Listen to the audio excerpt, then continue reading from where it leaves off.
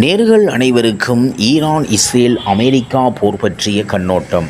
ஈரானில் உளவு பார்த்து அங்கு நடைபெறும் விடயங்களை இஸ்ரேலின் மொசாட் உளவு அமைப்புக்கு தொடர்ந்து வழங்கி வந்த மஜீத் மொசையேவி என்ற நபர் தூக்கிலிடப்பட்டார்.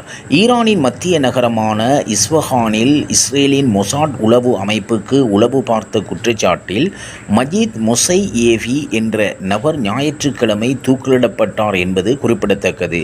இஸ்லாமிய புரட்சி நீதிமன்றம் மஜீத் மொசையேவியை கடவுளுக்கு எதிராக போர் தொடுத்தல், முஹாரஃபோ மற்றும் எதிரிகளுடன் ஒத்துழைப்பு உளவு பார்த்ததற்காக பூமியில் ஊழல் செய்த குற்றங்களுக்காக தண்டித்தது.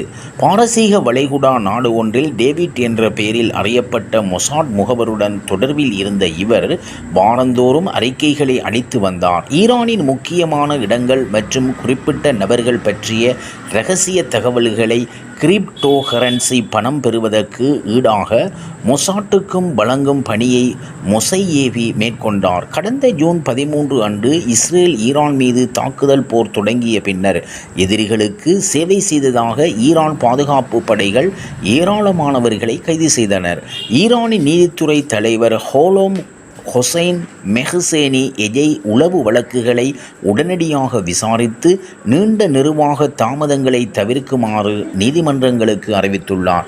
இவ்வாறாக ஈரான் இஸ்ரேல் அமெரிக்கா போர் பற்றிய தகவல்களை உடனுக்குடன் அறிந்து கொள்ளுங்கள்.